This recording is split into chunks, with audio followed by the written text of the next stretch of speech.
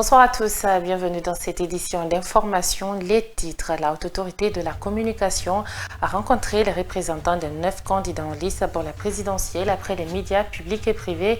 Il était question d'expliquer les limites pour la campagne et effectuer le tirage au sort pour leur passage à la RTG.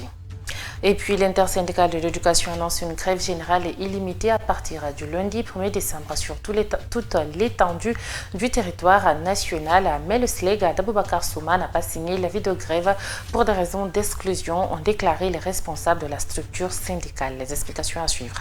Voilà.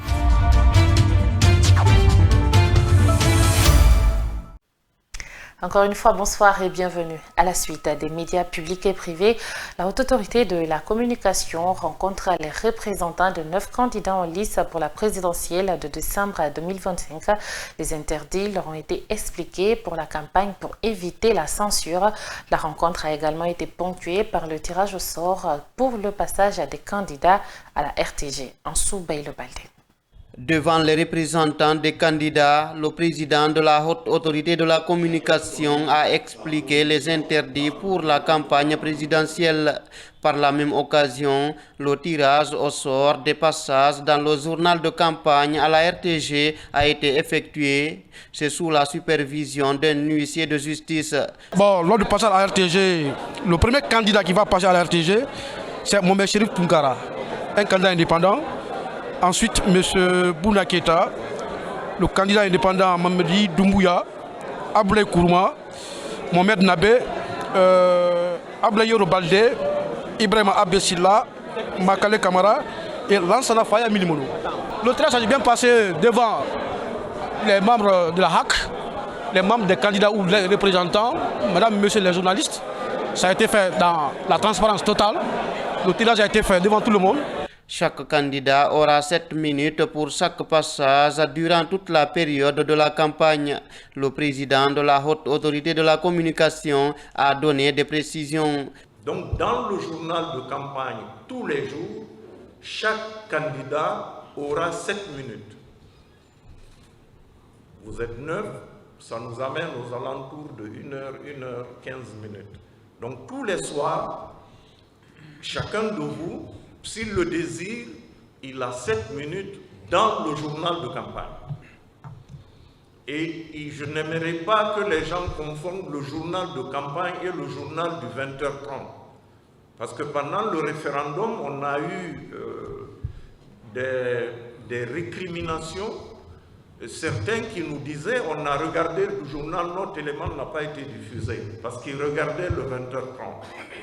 Les représentants de 8 candidats ont signé le code de bonne conduite pour leur engagement dans le cadre du respect des principes qui encadrent la campagne électorale. La NGR était le seul parti qui n'avait pas son représentant à la présente rencontre. Pour être plus complet avec cette partie, la Haute Autorité de la Communication a adressé 2 décisions aux médias privés et aux médias de service public.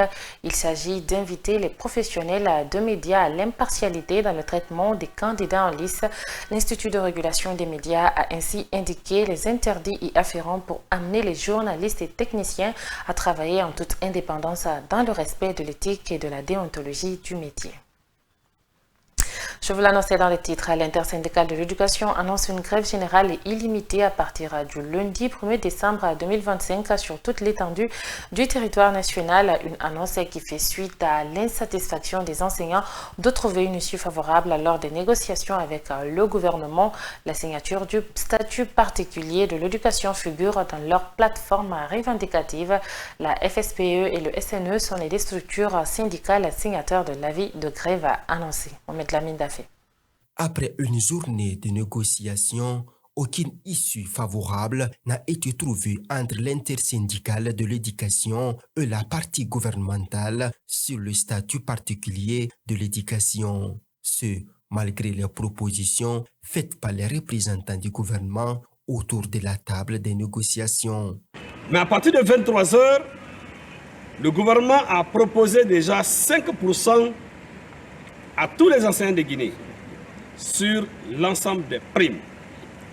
Et lorsque vous calculez, c'était autour de 70 000 francs guinéens.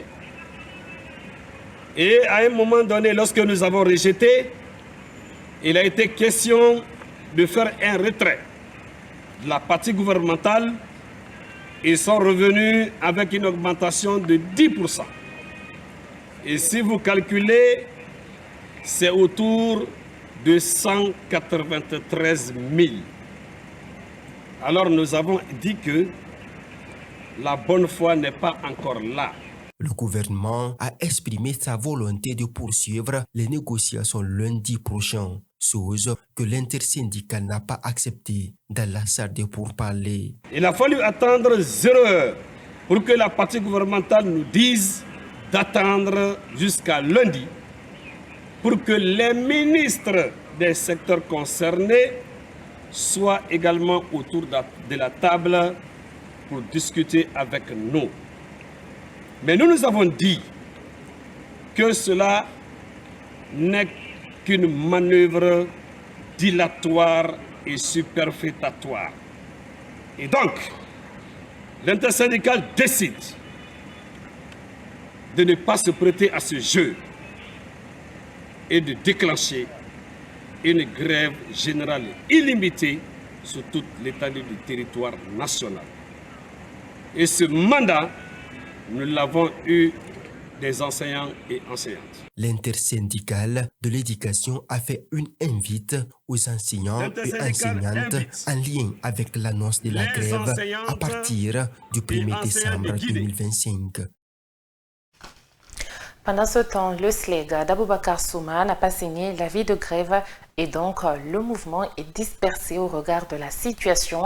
En Assemblée générale ce samedi, Aboubacar Souma a largement expliqué pourquoi il n'a pas signé le document. Reportage à Guy Babari et Moussa Kamara. Le syndicat libre des enseignants chercheurs du Guinée, SLEG, a choisi de ne pas s'associer au mouvement de grève annoncé par le FSPE et le SNE. Selon Aboubacar Souma, l'avis de grève a été rédigé sur fond d'exclusion. Il assure que le SLEG ira en grève si toutefois il n'y aura pas de satisfaction lors des négociations du lundi prochain. Enfin, on a demandé à chaque parti de respecter ses engagements. Je lui ai fait comprendre que il lui revient de prendre contact avec toutes les autorités qui peuvent avoir une influence, n'est-ce pas, pour que les lignes bougent, pour que le gouvernement, le lundi, puisse donner satisfaction à notre revendication. Faute de quoi, le SLEG, n'est-ce pas, ne regardera pas le contexte politique, le contexte social, mais c'est la précarité, n'est-ce pas, des anciens qu'il va regarder et il signera l'avis de grève. Comment salut! Présent à la rencontre, le coordinateur communal des enseignants contractuels du Ratoma, Mohamed Hikou, a soulevé des inquiétudes concernant leur situation. Une inquiétude répondue par Mohamed Bangoura, membre du SILEGA. Nous enseignons dans la salle de classe, nous n'avons pas de salaire, nous n'avons rien. De ces deux places n'est pas de Kaloum jusqu'à Kobaya pour l'enseigner. Ils n'ont pas de salaire. Par rapport à ceux qui sont en situation de classe, ils sont payés par l'État, ils sont engagés, ils ont quelque chose comme récompense ou rémunération en fin de mois. Et nous, les enseignants contractuels. Je le dis haut et fort aux enseignants contractuels communaux non retenus et ceux de la zone spéciale de Conakry que le gouvernement a accepté notre plaidoyer, celui de les intégrer à la fonction publique. Mais le hic à côté, pourquoi nous avons mis cela de côté pour le moment, c'est parce que le gouvernement qui accepte de les recruter, mais aussi veut se référer à la loi en disant qu'il faut les recruter sur la base ici d'un concours formel. Et nous avons dit non, ce n'est pas une histoire de concours. Nous exigeons leur engagement à la fonction publique. Le syndicat libre des enseignants-chercheurs de Guinée demande à ses amis de revenir autour de la table des négociations. Une rencontre est annoncée ce dimanche entre le SLEG, le SNE et la FSPE pour régler le différend. Dans le cadre du déroulement de ses activités de lutte contre le VIH-Sida, Médecins sans frontières organise une série d'activités qui s'étend jusqu'au 1er décembre 2025. C'est dans ce cadre qu'un match de gala a été organisé ce vendredi dans l'après-midi à la Blue Zone de Dixine. Reportage Mamadou Tanouba. Ce match de gala est au centre du programme de Médecins sans frontières en cette période de fin de mois de novembre. Il annonce les couleurs de la journée mondiale de lutte contre le VIH-Sida prévue le 1er décembre de chaque année. C'est l'associatif qui a organisé ce match de gala. L'objectif de cela, c'est renforcer notre esprit d'équipe et puis renforcer aussi nos liens avec d'autres organisations et pouvoir aussi accompagner les personnes vivant avec le VIH. L'équipe féminine du réseau guinéen des associations des personnes vivant avec le VIH s'est imposée sur le score d'1-0 face à son adversaire du jour MSF. Une victoire qui fait la fierté de la présidente de Regap Plus, Kadiatou Bodje Baldé. On a fait un match féminin dont le Regap a marqué 1-0. Ça, c'est une fierté pour moi pour dire que vraiment, c'est pour prouver à suffisance que vraiment les personnes vivant avec le VIH aussi peuvent faire quelque chose dans la vie courante. En série masculine, l'équipe de la Croix-Rouge a croisé le fer avec Médecins sans frontières. MSF a remporté la partie. Julien Mata et Ibrahim Ndao de la délégation de la Croix-Rouge française en Guinée ont tenu à passer des messages de sensibilisation. Dans la lutte contre le VIH-Sida, c'est avant tout une question de volonté et de l'individu lui-même. Et encore trop souvent, il y a des gens qui ont peur de la maladie et qui vont fuir même le dépistage. Même si le dépistage est gratuit, par inquiétude un petit peu du résultat du dépistage et puis peut-être même d'avoir peur d'être refoulé, parce que la stigmatisation est encore très très forte dans le milieu social, dans le milieu professionnel. Certains préfèrent ne pas savoir. Mais ne pas savoir, c'est se mettre en danger. C'est s'exposer à des maladies, des infections opportunistes qui après peuvent vraiment vous amener à l'hôpital. Donc amenons la maladie à l'hôpital avant qu'elle nous amène à l'hôpital. Mon principal message est un message de mobilisation et en même temps de sensibilisation des familles, des communautés, pour leur dire qu'aujourd'hui, le sida est une maladie presque comme les autres. Le dépistage se fait partout, il est gratuit, l'accès aux médicaments est facilité aussi bien par MSF que par Croix-Rouge et par un certain nombre d'acteurs qui interviennent sur cette thématique qui est une problématique de santé publique en Guinée. Ce match de gala organisé par l'association Médecins sans frontières Guinée démontre l'engagement de l'ensemble des acteurs à vaincre main dans la main le VIH-Sida.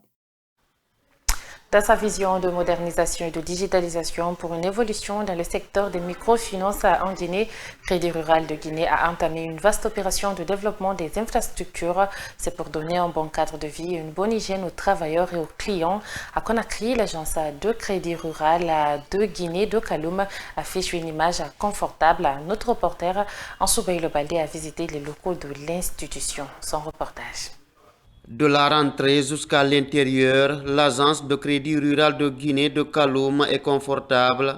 La propriété y est, de l'accueil au guichet de crédit et de paiement, en passant par les bureaux du chef d'équipe, du directeur d'agence, du responsable administratif, de la salle de réunion et de formation et de l'agent de crédit, tout est bien aménagé.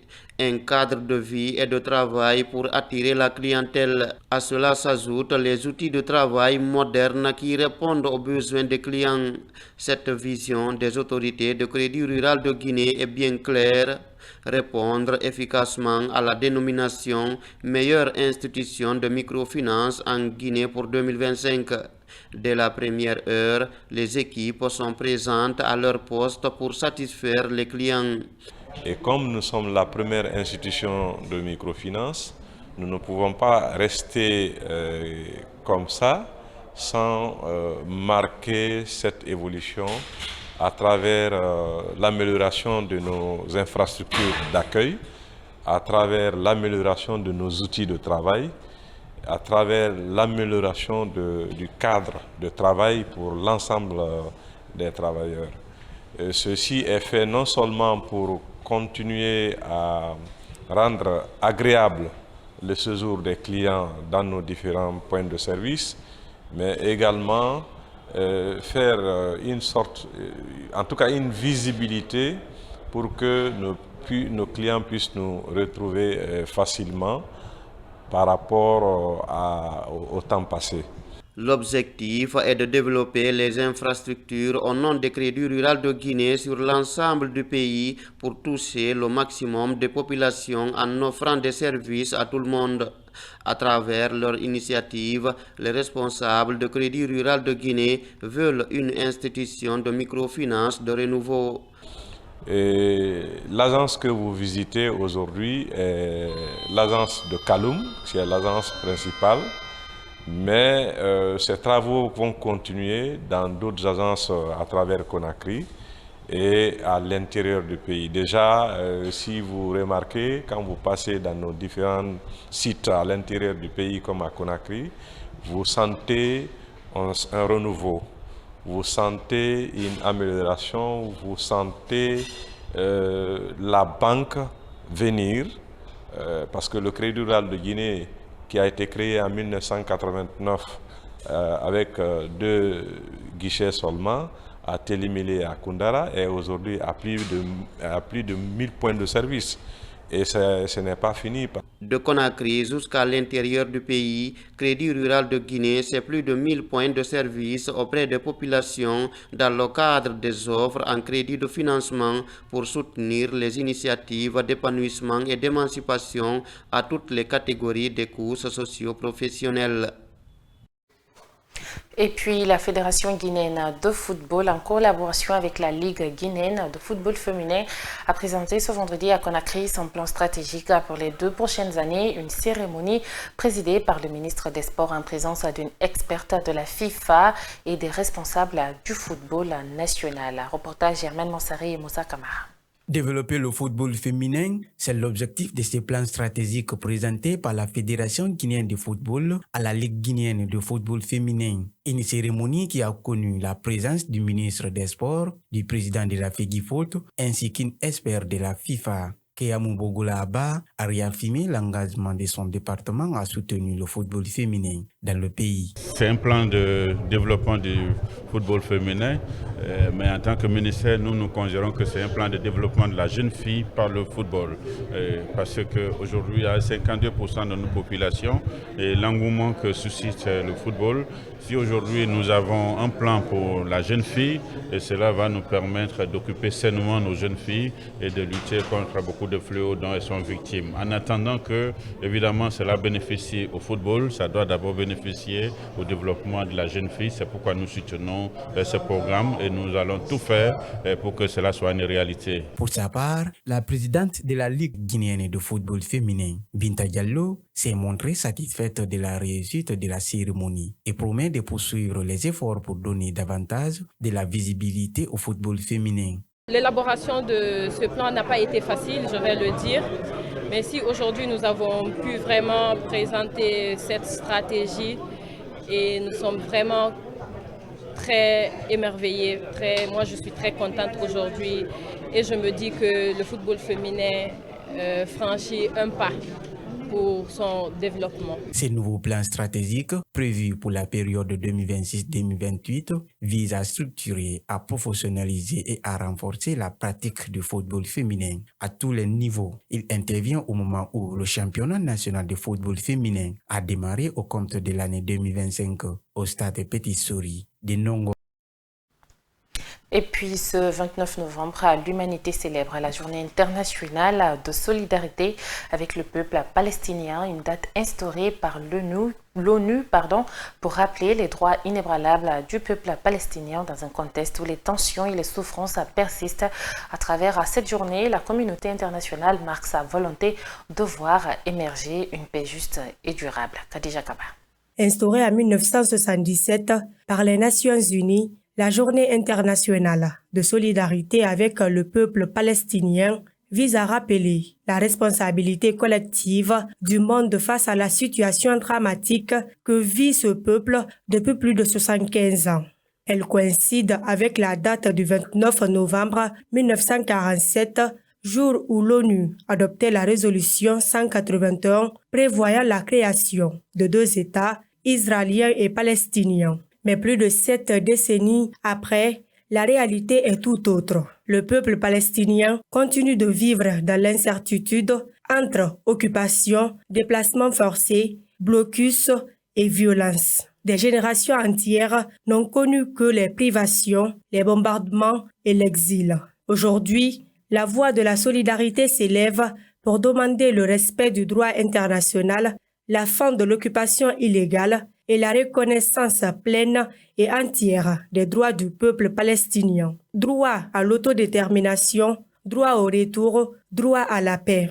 Dans un contexte où les tensions dans la région s'intensifient, cette journée prend une résonance particulière. Elle rappelle que la paix au Moyen-Orient ne peut être durable sans justice. C'est un appel à la conscience humaine, à la responsabilité des États, mais aussi à la mobilisation des citoyens du monde. En cette journée de solidarité, les regards se tournent vers les instances internationales afin que les promesses faites au peuple palestinien ne restent pas lettres mortes. Car au-delà des mots, ce sont des vies humaines qui attendent réparation, justice et dignité. Et pour finir, dans le cadre de la campagne présidentielle en Guinée, le mouvement républicain pour l'avenir de la Guinée a mobilisé plusieurs militants et sympathisants à travers une marche pacifique dans les rues de Kaloum. C'est pour réaffirmer leur soutien au candidat Mamadi Doumbouya à l'élection présidentielle. Bangale Kamara. Parti du quartier de Corentine dans la matinée de ce samedi, les militants du mouvement ont sillonné les grandes artères de la commune de Kaloum avant de rallier le palais présidentiel dans une ambiance festive en scandant des slogans pour la victoire du candidat Mamadi Doumbouya à l'élection présidentielle du 28 décembre prochain. Sentiment au plaisir de partager avec tout le monde aujourd'hui. Le mouvement, ce n'est pas aujourd'hui, on avait commencé pour la campagne de Mamadi Doumbouya. On avait commencé depuis 2023. Le mouvement a été créé depuis 2023, ce n'est pas aujourd'hui. Le moment qu'il était en Amérique, le jour de rentrée à Conakry ici, le 23 septembre 2023, c'est le jour là où le mouvement a été créé. Donc on est aujourd'hui pour venir le voir, pour le montrer que les peuples qui sont sortis aujourd'hui, c'est déterminé pour l'accompagner jusqu'à Sektouréa. Un Koukao, c'est les militants de Koukao. Un soutien motivé selon les initiateurs par les nombreuses réalisations du président Mamadi Doumbouya à travers le pays. Il souhaite alors la continuité, la stabilité et la poursuite des réformes engagées à cet effet. La motivation commence d'abord par les différentes réalisations que le président a commencé à mettre en œuvre.